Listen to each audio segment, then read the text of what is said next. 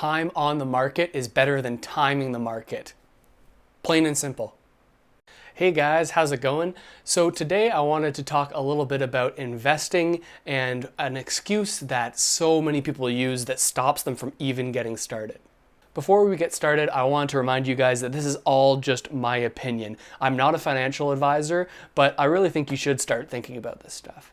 I've heard people talk about trying to time the market so that they can buy when prices are low and then hopefully ride the appreciation wave up until their stocks or their real estate or whatever they've invested in will be worth far more money. Now, at its roots, this strategy does make sense. If you buy low and sell high, you'll be able to make a little bit of money. But when you use it as an excuse to say, I'm not going to get started investing until I know that I'm buying low, that's where we've got some big flaws. First of all, nobody knows when the market is at its lowest, and nobody knows when the market's at its highest. You'll hear a lot of people these days saying, oh, the market, maybe real estate prices are so high, they've got to come down, there's going to be a crash just like there was in 2008. And the reality is, nobody knows that for sure. So when people say, I want to buy once the market crashes, they don't even know if it will crash again, and they don't know when, and they could be missing out on tons and tons of time investing because they're using this as an excuse. That's why this one simple saying will help you so much when you're getting started investing, and that is that time on the market is better than timing the market. Let me say that again. Time on the market is better than timing the market. So basically what that means is that the time on the market, that's just however long you've been investing. That's a far better indicator of whether or not you're going to be successful or not successful in investing. It's your time on the market, how long you've been investing. Sure, if you bought at the very bottom of a downturn in the economy and in the stock market, in the real estate market, you'd make a lot of money as that appreciates. But the reality is you're not going to know when the bottom is, and you're definitely not going to know when the top is. That's why I think you should just get started now. Even if this is the very, very top of the market, history shows that over the long term, it's going to be fine as long as you just start investing. Let's take the worst financial crisis of my lifetime as an example.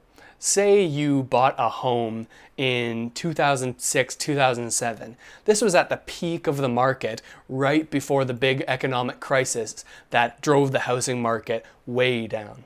Okay, so here we've got the S&P 500 index. Basically, this tracks the overall stock market and how it performs. So if we take a look here, this is the financial crisis that I'm sure a lot of you remember. And you'll see the market tops out here around September 28, 2007. Yeah, it proceeds to crash and it goes down to almost half its value. But you'll notice after not too long, about 6 years later, it returns back to where it was. So the only time that you would have lost money during this crisis, this huge crisis, was if you panicked and if you sold as the markets were crashing. So that means that if you have this small time horizon and maybe you need that money, then you could be out of luck if the market crashes. But if you look at it over 20 years or 30 years, the rate of return tends to average out and you tend to be okay. So let's say even if you bought at the very peak here, it only takes about 6 years for us to be back. And then you'll notice it climbs and climbs and climbs and climbs. And we don't know that this is going to be the absolute peak.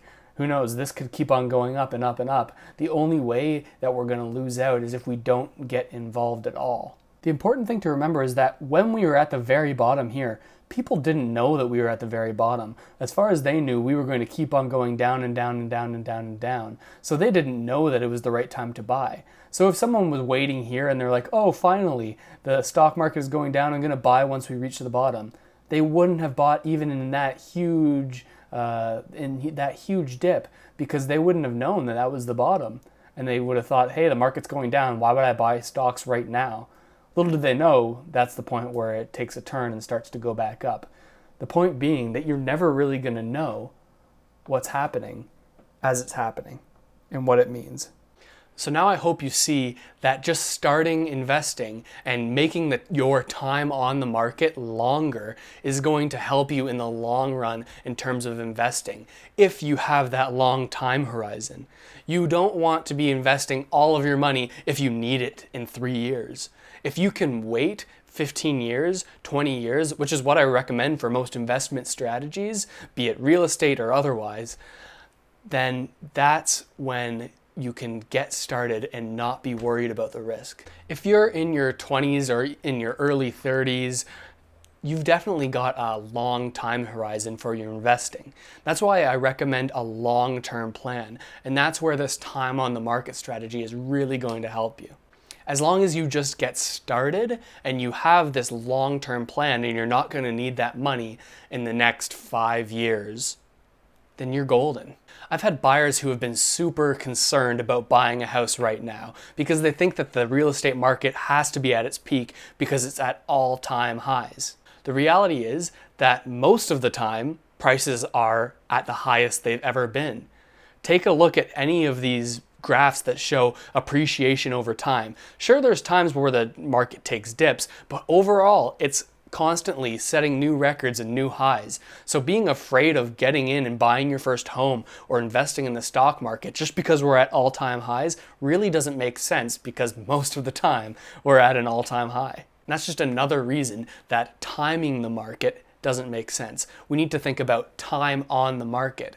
Just get in and just get started, because if you have that long time horizon, 20 years, 30 years, history shows that you're gonna do okay. So if you've ever said to yourself, I'm not gonna start investing because I know that I'm gonna lose money when the market crashes, think about your time on the market versus timing the market, which is what you're trying to do right now, which is going to really get you better returns in the long run. In addition to the benefits that you'll see of your investments increasing over time by starting now, you'll also learn a lot more by starting now.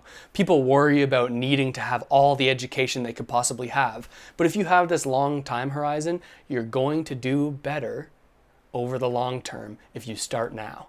So I hope you understand the difference between timing the market and time on the market, and which one is better for you. If this video has helped you at all, be sure to drop a like. It really helps out getting more and more people to see the video, and I'd appreciate it so much. Also, drop a comment down below. Let me know what stopped you from getting started in investing, be it buying a home or even just getting into the stock market. I'd be really curious to find out what you guys think about all this.